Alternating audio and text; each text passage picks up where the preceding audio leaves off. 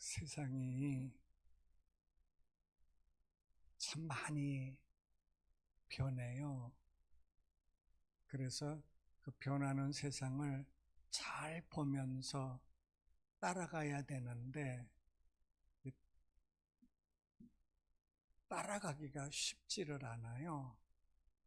특별히 나이가 먹으면서 이제 잔소리는 좀 하지 말아야 되겠다. 입을 좀 다물어야 되겠다. 우리 연세 드신 분들은 자꾸 입을 다물어야 돼요. 근데 왜 자꾸 입이 열리나? 나이를 먹다 보니까 자꾸 조급해져요.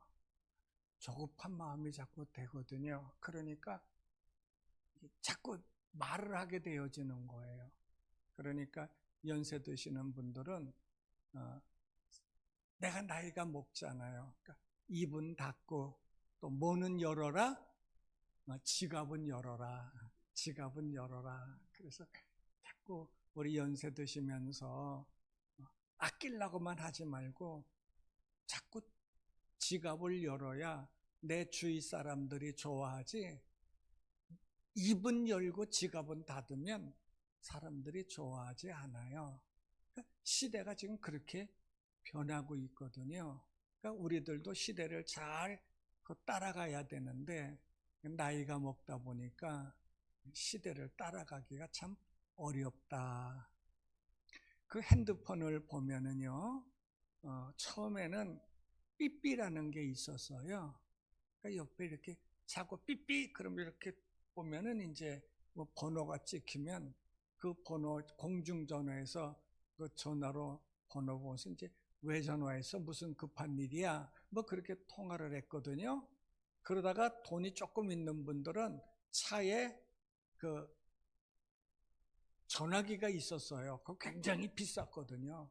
그 당시만 해도 그건 뭐 웬만한 사람들은 그런 전화기 갖지 못할 정도로 아주 부자들이 승용차에다가 전화기를 갖고 있었거든요. 그게 제 1세대 전화기다 그렇게 보아져요.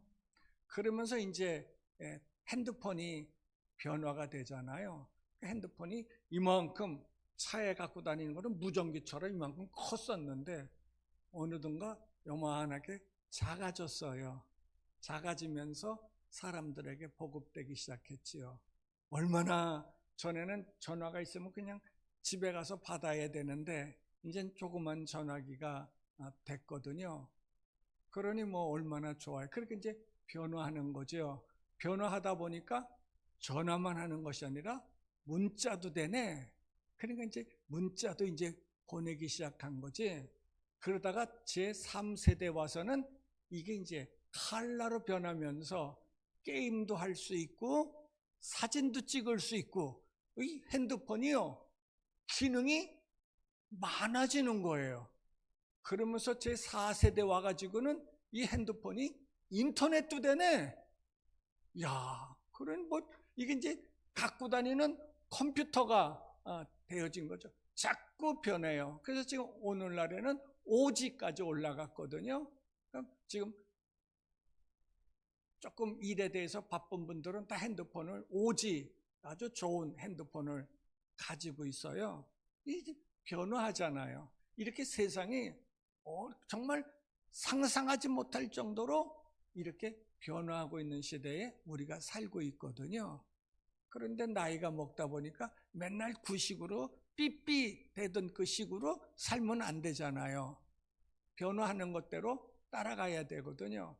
따라가지 못하니까 우리 연세 드신 분들은 뭔가가 좀 안 되면은 우리 젊은이들한테 자꾸 물어보는 거라. 이거 어떻게 되는 거냐고 물어보는 이유가 한 번 가르쳐줘도 잘 모르겠는 거라. 잘 모르겠는 거라. 돌아서면 잊어버리는 그거 어떻게 하는 거더라? 저도 이게 이제 핸드폰에 그 병원 치료받으면 그 실비 그 청구하는 게 핸드폰에 깔렸어요. 그래서 이제 그거 병원 갔다 오면 그 웹을 눌러가지고 보험 청구하는데 이상하게 내가 하면 안 되는 거라. 거의 다 된 것 같은데 안 돼. 근데 우리 딸내미가 하면 잘 돼. 아빠 이게 왜 안 되는 거예요? 그래서 내가 하나하나 적지. 이거 다음에, 그 다음에 이거 하고, 그 다음에 이거 하고 다 적었는데도 잘 안 돼. 그래서 이래서 나이가 먹으니까 그렇게 가르쳐줘도 잘 안 되는구나. 지금 세대가 이렇게 변하고 있거든요. 그런데요, 지금 제가 얘기하고 있는 것 중에 하나는 그렇게 1지에서 5지까지 핸드폰이 변하는 환경 속에서도 변하지 않아야 될 게 있어요. 아무리 핸드폰이 이만한 무전기에서부터 지금 요만한 아주 그 인터넷까지 다 되는 그러한 기능을 갖췄다 할지라도 이 핸드폰이 잊지 말아야 될 기능이 있다고요. 이 기능이 이르면 이 핸드폰은 소용이 없는 거죠. 인터넷 안 돼도 돼요. 사진 안 찍어도 돼요. 문자 안 보내도 돼요. 뭐가 꼭 돼야 돼요? 통화죠. 핸드폰의 본질은 통화예요. 통화가 안 되는 핸드폰은 핸드폰으로서의 가치를 상실하는 거죠. 부가적인 것이 아무리 많다 할지라도 본질적인 것은 핸드폰은 통화예요. 제가 하는 얘기 알아들으셨죠? 세상이 아무리 많이 변한다 할지라도 우리 믿는 사람들이 변하지 말아야 될 게 있어요. 옛 어른들이 흔히 이런 얘기했거든요. 변하면 사람이 죽는다고 그랬어요. 변하면 사람이 죽는다고 그랬거든요. 그 변화가 뭐예요? 본질을 얘기하는 거예요. 본질이 변하면 죽는 거예요. 본질이 변하면 값어치가 떨어지거든요. 본질이 변하면 안 돼요. 우리 예수 믿는 사람의 본질은 뭔가라는 거예요. 임진왜란 때 왜군이 쳐들어왔잖아요. 왜군이 쳐들어오는데 서울까지 부산에 상륙해갖고 서울까지 오는데 거의 뜀박질하는 수준으로 달려오는 거라 왜군이 달려올 때 막지를 못해요. 막을 수 있는 군인들이 없는 거라 왜군들이 달려오는 이유는 경복궁에 있는 왕을 잡자. 왕만 잡으면 승리하는 거거든요. 그래서 왕 잡으러 왜군들은 신속히 왔어요. 근데 경복궁에 왔는데 왕이 없네. 왕이 도망간 거죠. 일본에서는요, 상상할 수 없어요. 왕이 어떻게 자기 헌거지를 버리고 도망가나? 일본 사람들이 생각할 때 이해할 수 없는 부분이 우리 조선에서는 일어났거든요. 우리나라 선조는 급격히 오니까 이거 어떡하냐? 이거 뭐 막을 방법이 없구나. 도망가자. 그리고 도망갔거든요. 그렇게 다윗 왕이 압살롬 반란에 의해서 도망갈 때 신발도 못 신고 도망갔다고 그러잖아요. 우리나라 선조가 도망을 가는데 준비하고 도망갔나요? 너무 빨리 왜군들이 쳐들어 올라오니까 제대로 준비도 갖추지도 못하고 그냥 도망간 거라. 뭐가 있어요? 얼마나 배가 고프겠어요? 춥고 배고프지요. 왕인데도 불구하고. 그러다가 우리나라 어느 백성이 왕이 그렇게 황급히 피난하고 배고파하니까 생선을 왕에게 진상을 하지요. 묵이라는 생선을 진상을 해요. 그러니까 왕이 이렇게 생선을 진상을 받아놓고 먹어보니까 정말 맛있거든. 그러니까 왕이 묻는 거죠. 이 생선 이름이 뭐냐? 하고 물었잖아요. 묵입니다. 아니 이렇게 맛있는 생선의 이름이 묵이 뭐야? 내가 이름을 짓게 은어라고 해라. 그래서 왕 선조가 그 묵이라는 생선을 은어라는 이름을 주죠. 그리고 임진왜란이 끝나고 선조왕이 도망갔던 왕이 다시 경복궁으로 돌아오죠. 돌아와서 생각하는 거예요. 내가 그 피난 시절에 먹었던 그 은어 맛을 잊을 수가 없다. 야, 은어 요리해라. 그래서 은어를 요리해가지고 왕 앞에 진상했잖아요. 근데 왕이 딱 먹어보니까 맛이 없거든. 맛이 없으니까 왕이 하는 말이, 야, 이거 도로 묵이라고 해라. 그래서 도루묵 된 거거든요. 그러니까 도루묵이라는 생선은요, 이름이 3개예요. 묵, 은어, 도루묵. 제가 여러분들에게 물어요. 도루묵의 맛이 변했나요? 왕의 입맛이 변한 건가요? 우리는요, 환경에 따라서 우리의 삶은 변해요. 자신할 수 없어요. 자신할 수 없어요. 오늘 환경에 따라 변한 솔로몬에 대한 얘기를 하려고 그래요. 세상에 따라서 변하는 것은 어쩔 수 없어요. 변해야 되죠. 그런데 본질, 변해야 되지 말아야 될 것이 변하면 그건 죽는 거예요. 그러면 변하지 말아야 될 것이 뭔가? 우리 예수 믿는 사람들이 변하지 말아야 될 그것.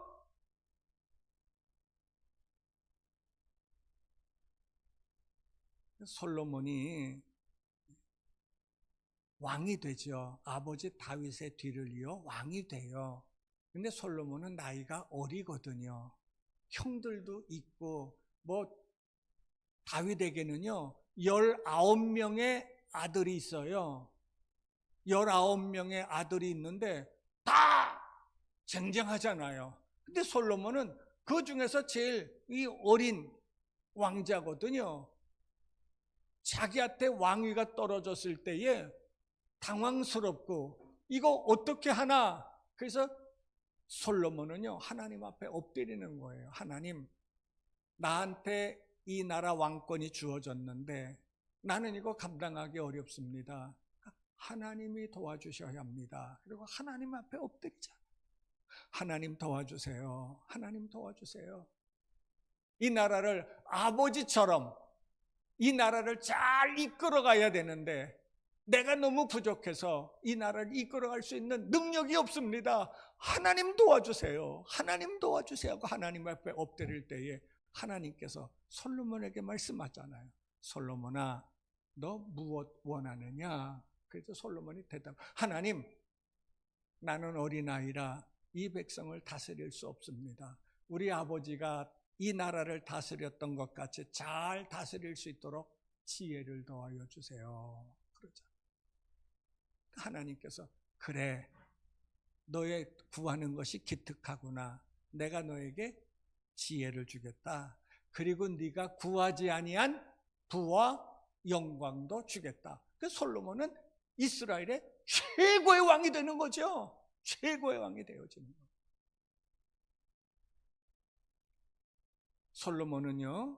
솔로몬은 기도하는 왕이었어요. 기도하는 왕. 솔로몬은요, 믿음의 사람이었어요. 솔로몬은요, 하나님 중심의 삶을 살아가는 사람이었어요. 그래서 하나님 앞에 사랑을 받고 많은 것을 받았거든요.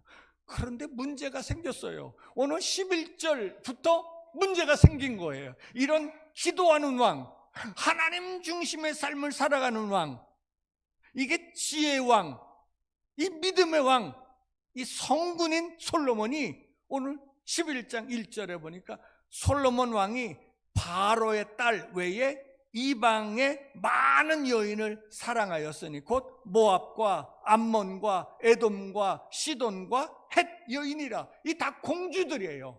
이웃 나라의 공주들과 솔로몬이 결혼을 하는 거라.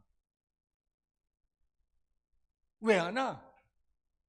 이웃 나라 애굽 나라의 공주하고 결혼하고, 그 다음에 모압 나라 공주하고 결혼하고, 암몬 나라 공주하고 결혼하고, 다 이스라엘 주변에 있는 나라들 공주하고 결혼하거든요.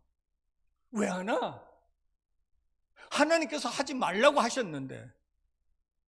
오늘요 2절 말씀에 보면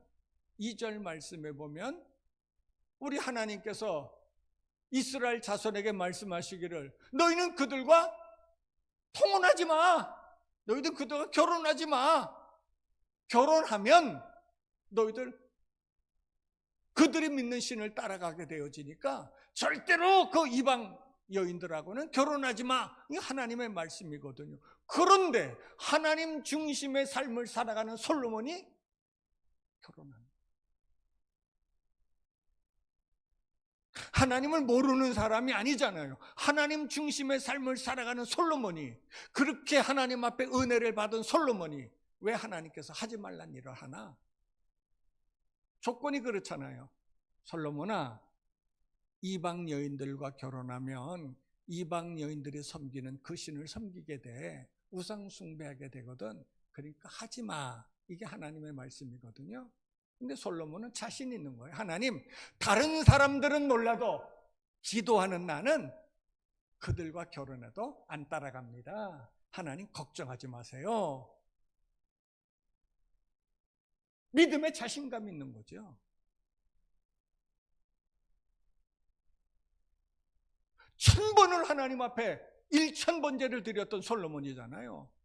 내가 어떤 사람, 다른 사람들은 몰라도 하나님, 나는요 아닙니다. 나는요 아무리 결혼해도 나는요 절대 이방 여인 믿는 신 안 따라갑니다. 내가 기도하는 사람이고, 내가 믿음의 사람이고, 내가 하나님 중심의 사람인데 내가 유혹받겠어요? 내가 넘어가겠어요? 아니에요. 하나님 걱정하지 마세요. 이런 믿음이 딱 있는 거지요. 또 한 가지, 그들과 결혼하는 이유 중에 하나는 이웃나라들 공주하고 결혼하면 이웃나라의 관계가 어떻게 되어져요? 싸우지 않잖아요. 그 나라 공주가 나한테 시집 왔는데 장인어른이 나한테 쳐들어오겠어요? 그러니까 국가적으로 보면 주변에 있는 나라들과 다 평화가 이루어지잖아요. 솔로몬이 볼 때는 누이 좋고 그렇잖아요. 매부 좋고 다 너 좋고 나 좋고라는. 그러니까 하나님 걱정하지 마세요. 이 믿음이 솔로몬에게 있었거든요. 그래서 솔로몬은 하나님께서 하지 말라 하는데도 불구하고 하나님 염려하지 마세요. 나는 괜찮아요. 하고서 했거든요. 그런데요. 그렇게 큰 소리 쳤던 솔로몬이 2절 마지막에 보니까 그들의 신을 따르게 하리라 하였으나 솔로몬이 그들을 사랑하였더라. 아니, 지금 이스라엘 안에도 얼마나 많은 궁녀들이 많아요. 오늘 뭐 300, 후궁이 700명이요. 첩이 300명이라고 그러잖아. 이 많은 여인들이 궁에 있는데 왜 하필이면 이방 여인에게 눈이 갈까?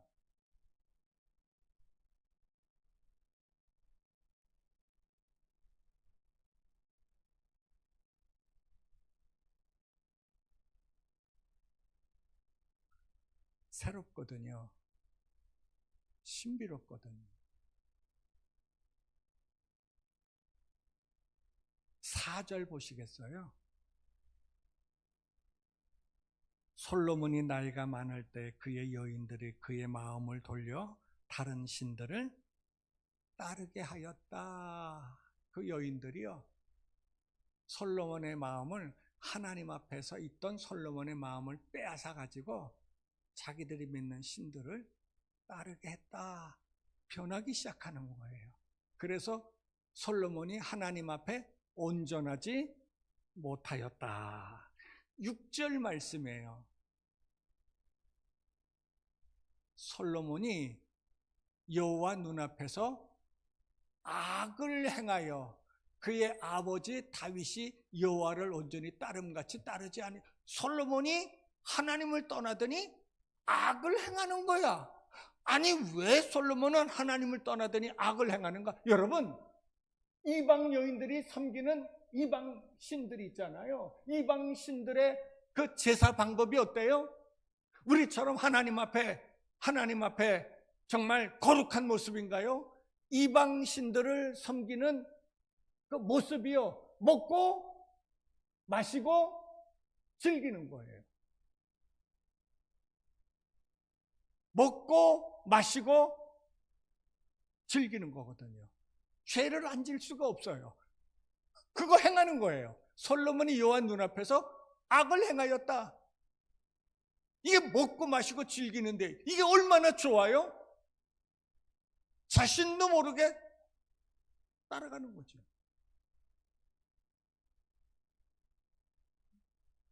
(7절이에요) 모압에 가증한 그모스를 위하여 예루살렘 앞산에 산당을 지었고 또 암몬 자손의 가증한 몰록을 위하여 또 산당을 지었다. 이제는 예루살렘 성 안에 이방신들의 신전을 세우는 거라. 기도의 사람이었던 솔로몬이, 믿음의 사람이었던 솔로몬이, 하나님 중심의 삶을 살았던 솔로몬이 하나님의 성전은 어디로 가고 이제 이방신들의 신전을 세우는 거라. 왜요? 즐겁잖아. 왜요? 신비롭잖아.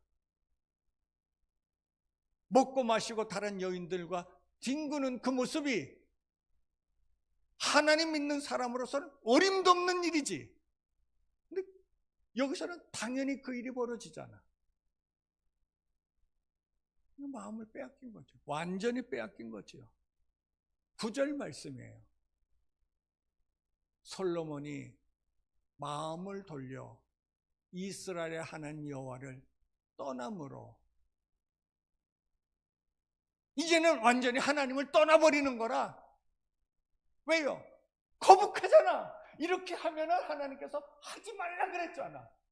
이 소리가 자꾸 들리거든. 이렇게 하면 망해. 이렇게 하면 하나님께서 심판해. 이 소리가 듣기 싫은 거라. 하나님을 떠나버리고 말. 사랑하는 여러분, 다시 정리할까요? 말씀을. 솔로몬은요, 이 여인들과 결혼하면서 어떤 마음이었어요? 하나님, 다른 사람들은 몰라도 나는 안 변해. 나는 자신이 있었거든. 근데 그 자신이 그렇게 변한. 우리가 세상은 변한다 할지라도 절대로 변하지 말아야 될 게 있다. 하나님 믿는 믿음. 이 믿음은 변하면 안 돼. 이 믿음이 무엇으로 나타나요? 예배로 나타나는 거야. 이 믿음은 예배로 나타나. 코로나라는 그러한 전염병이 한 3년 동안 얼마나 휘집어 놓았는지 몰라. 이 와중 속에 많은 분들이 교회를 떠나갔고 이제 잘 모이지를 않아. 사랑하는 여러분, 하나님 앞에, 하나님 믿는 백성들은요, 본질이 하나님 앞에 예배하는 삶이야. 예배, 세상을 이기는 힘이라고 그래요. 예배는 세상을 이기는 힘이거든요. 근데 예배를 멀리하니 세상을 이길 수 있는 힘이 떨어지는 거예요. 육신이 약해지면은요, 나타나는 현상이 있어요. 육신이 병이 들면 음식에 맛이 없는 거라. 입맛이 떨어지는 거예요. 뭐래도 안 먹어. 저희 집 사람하고 저하고는 그런 차이가 있어요. 나는 몸이 아프면 밥이 깔깔해가지고 안 넘어가. 안 넘어가. 근데 우리 집 사람은 잘 먹어. 그래서 제가 그런 얘기하죠. 아픈 거 맞아? 아픈 거 맞아? 근데 우리 집 사람 하는 말이 먹어야 일어나지. 그래서 우리 집 사람은 잘 먹거든요. 그래서 우리 집 사람은 오래 안 아파. 아팠더라도 하루 아프면 그 다음날은 언제 아팠 날 정도로 회복이 되는데 나는 안 그래. 나는요, 그냥 왜 이렇게 입이 깔깔한지요. 넘어가지를 않아, 목에. 못 먹거든요. 병들면은요, 나타나는 현상이 입맛이 떨어지는 거야. 음식이. 신앙에 병들면, 육신이 병들면 음식의 맛이 떨어지는데, 신앙이 병들면 예배가 재미없어. 예배가 재미없어지는 거예요. 예배가 재미없어지는 모습이 어떻게 나타나냐? 뭐 주일날이 이렇게 빨리 와. 엊그제 예배 드린 것 같은데. 뭐 주일날이 이렇게 빨리 와. 예배 드리는 것이 자꾸 부담스럽게 나타나는 거라. 사랑하는 여러분, 이 와중 속에서요, 지금 우리 이 모습 속에서요, 주일날만 기다리며 사는 사람이 있어요. 주일날만 있어서 그냥 오늘 주일이고 내일도 주일이면 좋겠다, 그런 마음 있는 사람이 있어요. 왜요? 예배 드리는 게 좋잖아요. 예배 드리는 게 행복하잖아요.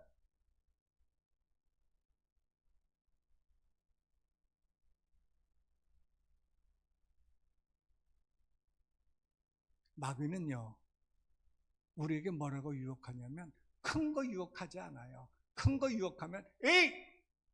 집어치워.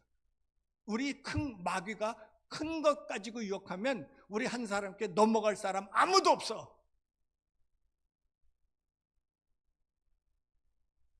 어떤 예쁜 여자가 예배 마친 다음에 저한테 목사님 상담해 주세요. 상담했어.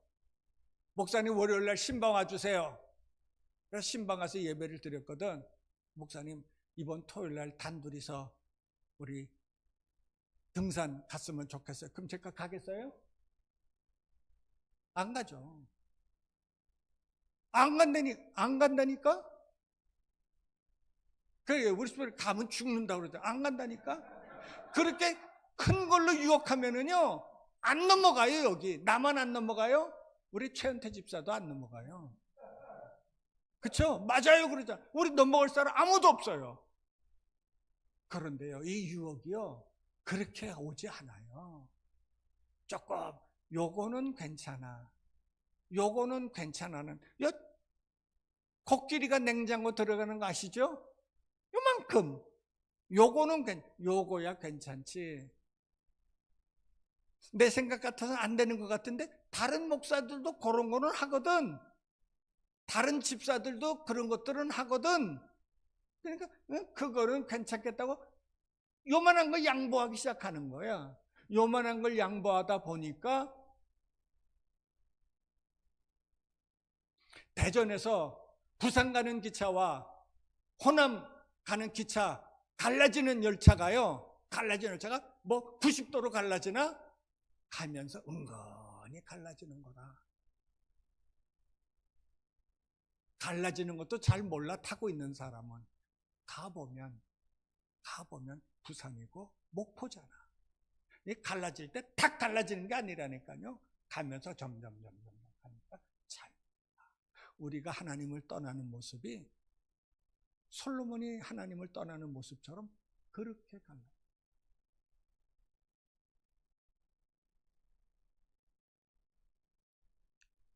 나는 나무가 되고 싶다 라는 고백을 한 사람이 있어요. 오래전에 가을동화라는 연속극이 있었거든요. 가을동화라는 연속극에 은서라는 그 주인공 여자가 그 오빠 준서에게 여동생인 은서가 오빠에게 오빠 나는 나무가 되고 싶어 라는 고백을 하거든요. 그 고백을 왜 오빠 나는 나무가 되고 싶어 라는 고백을 오빠한테 왜 했을까? 이 은서가요, 부유한 집안에서 태어나서 행복하게 잘 살았어요. 그런데 어느 날 밝혀지는 사실이 아이가 바뀐 거야. 그 부잣집에서 태어나서 자랐던 이 은서가 사실을 알고 보니까 가난한 집 아이라 갈등하다가 이제 가난한 집으로 가게 되어지는 거지. 가난한 집으로 가게 되기 전에 이 오빠인 준서에게 오빠 나는 나무가 되고 싶어 라는 고백을 하거든요. 나는 나무가 되고 싶어 라는 고백은 어떤 의미입니까?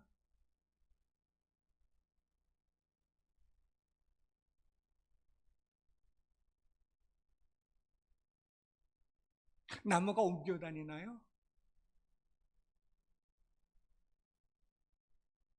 한 자리에 뿌리 내리고 변하지 않고 꽃 피고 열매 맺고 자라가는 그 나무처럼 나 그런 환경 원하지 않아요. 나 그냥 이 환경 속에서 살고 싶어요 라는 그 고백이 오빠 나는 나무가 되고 싶어요 고백이죠.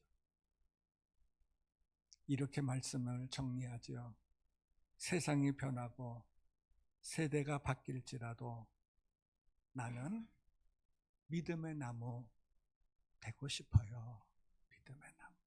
바람이 분다 할지라도 비가 몰아친다 할지라도 환경은 변한다 할지라도 뿌리를 깊이 내리고 시절을 쫓아 열매를 맺는 믿음의 나무, 흔들리지 않는 믿음의 나무.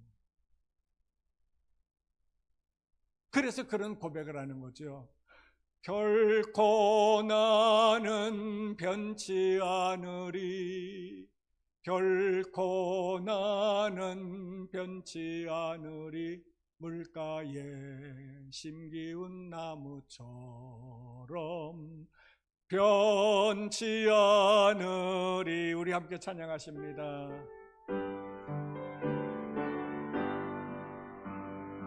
결코